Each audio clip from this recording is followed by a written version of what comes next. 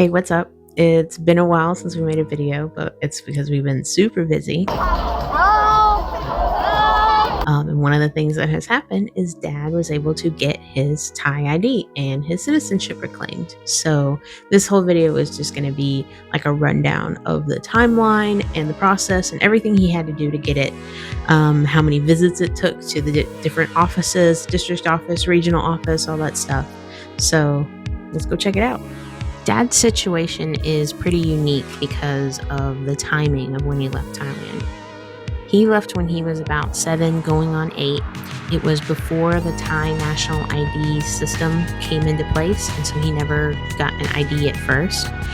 And due to other circumstances, it was just after the Korean War, the place that had his birth certificate actually burnt down. So he didn't have a whole lot of information whenever he left the country. A lot of his information was actually kind of written down by someone in the Army. His mom had remarried an American GI, and so they had certain things written down by the Army, but that was it. At that point, he wasn't in the system, and he wasn't actually put into the system until he went back with his mom when he was about 17. At that time, he was given an ID number and a passport, but it wasn't like he got an ID card or anything like that. He had, mostly his passport was the big deal. He ended up, that was just a trip. So he came back to America and he was able to naturalize. So he got his naturalization papers. He went to college, he got married to my mom, and had a whole bunch of us. So it wasn't really anything on his mind to go back at any point. He was living his American dream. His passport expired sometime in the 80s and he never renewed it. And a couple years back, my grandma Malai, she passed away. And so it just wasn't really anything that we had thought about to ever, maybe we'd want to go to Thailand on a visit, but we'd really only need to just go over there because of their visa rules. Until, stuff in America started getting a little wacky. You've watched our videos, so you know everything that we did to get ready to go to Thailand. We made the decision, and from that point on, we just did research and paperwork and just tons of stuff that we had to do to get here. And so, of course, as soon as we got to Bangkok, the first thing that we did was start to try to get Dad's citizenship reinstated. And it was something that had to be done while we were here. We couldn't start this process in America because it's a Thai process. Dad's younger brother, my Uncle Jim, also went ahead and took a trip to come meet us here.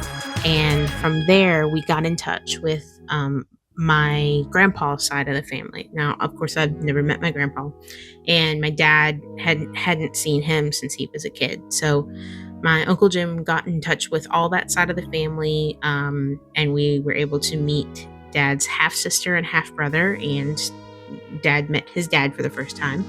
And they picked up everybody and took them over to the Chonburi regional branch, and they were gonna, see if they could start the process of Dad's ID.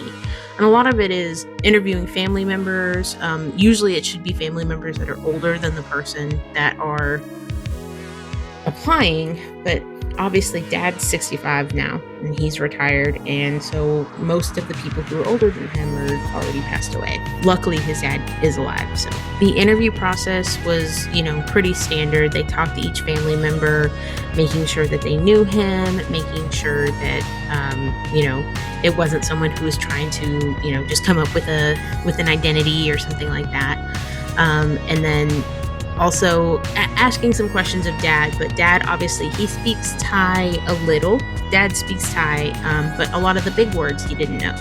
So there was a lot of back and forth of trying to help him understand when they were doing all these interviews and stuff like that. So they submitted all that info, and then they spent the next couple days kind of visiting where all the siblings lived and meeting all the extended family. After Dad got home, it was probably about 3 or 4 days, and then Uncle Jim called us back, who, he was out touring the rest of Thailand because it was his vacation. So he called us and said, "Oh, I heard from our half-sister that this was the wrong office to go to. They've located your ID, but it's inactive. You haven't used it. Obviously, your passport's expired. So there's more stuff that needs to happen, and it's going to have to happen at a different place." And they said, you have to go to the district location, which is in Trat.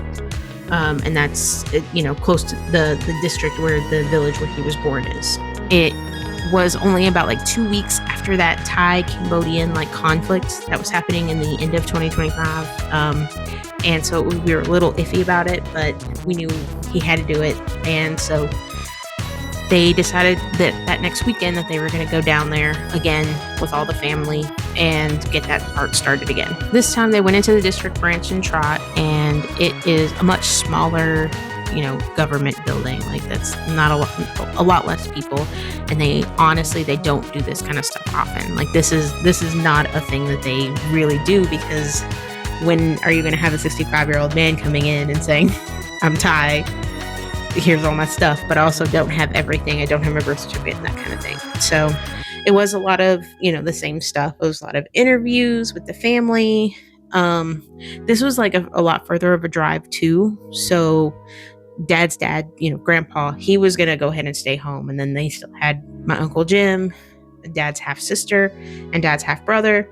They also had a relative of theirs, of my grandma Malai's, who holds the house book for the family, and she was there to kind of help do some interviews as well. And funnily enough, she was actually the mom of the big boss there, the commissioner, and they were gonna, that's gonna be the person that they use, because a lot of people who lived in this old village, they're all gonna know each other or be related to each other somehow. So somehow Dad and this big boss were related. You always hear a lot of stuff about like government things in Thailand and like corruption and bribes and things like that. We can't say that we know the whole story, but I do know that Dad did give some money out. He did also buy everybody lunch. Just to grease the wheels, maybe, so that there was a little bit more of a chance they would do this, because like I said, they were pretty hesitant about this. It's not something they do often. So they did a bunch more interviews. They, submitted as much paperwork as they could. And then Dad spent, the next day of the weekend, they went to Koh Chang. They, just checked out the area, that kind of thing. So about 2 weeks later, there was another round of interviews, and this time it was like they had already had a lot of interviews from the family, but they want to bring more people in. So we had to get some more family members together. His half-sister was able to go ahead and drive them down there, and they were doing the interviews with the big boss, so like a higher authority in that same office. They were doing these interviews. So it was maybe like 2 weeks, maybe 10 days or so in between that. 1 week after that, the boss said, okay, I need you guys to come back in a week. We're going to do some more interviews, but we want them to be with Dad, with Songkran. But he didn't think that Dad was going to be able to understand him completely. And even though my aunt, speaks a little tiny bit of English, he didn't think it was enough to get all of them to the point where they could all fully understand each other. So Dad ended up having Jim. Jim had gone back to the U.S. at this point, and Dad ended up calling him and having Jim do the translation from English to Thai, because Jim's much more fluent.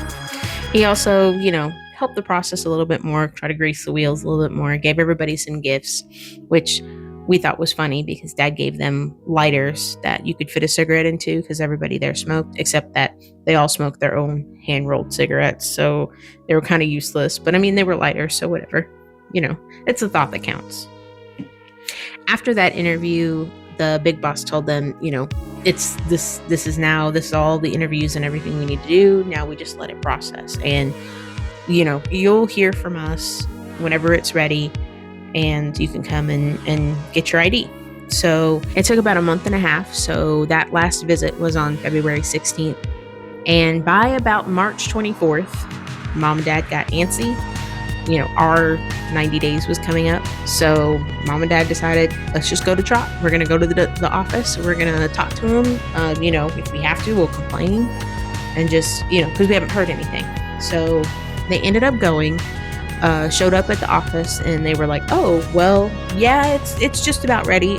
We need you to come back in a couple days. And then, as long as you're here in a couple days, we'll get you the ID at that time. So We didn't get a phone call or anything like that. And I don't know if it was like they were going to give us a phone call, but we just couldn't wait anymore. We would have all had to leave the country. So, they just wanted to go down there and get it taken care of. So they hung out for a couple days and came back, and everybody in the office was like so excited because they'd never done this before. Someone completely new. This is not a thing that happened in this office at all. So everybody was really excited. They also were able to get the person who holds the house book, the distant relative, there, and got Dad onto a house book, and he got his ID. So the whole process, the first time they went to a visit was the 29th of January. So from the 29th of January, it took a total of 55 days, and then he was able to actually get his Thai ID on the 27th of March. So a total of 55 days for him to get all of his stuff, do all of his interviews, and everything in Thailand works a little bit slower, but he's a Thai citizen again. And now it's time for me and Mom to get our stuff done. Now, I say that this took 55 days. That doesn't count that first visit, but that can tell you a little something, is because we had 90 days here, which was the 60-day visa, and then we did our 30-day extension. Me and Mom, now that Dad had his ID, we still had to leave the country and come back in to kind of reset our visas. Pretty much right after Dad got his ID, a couple days after that, me and Mom had to leave the country. So guess where we went? We went to Vietnam. But that's another video.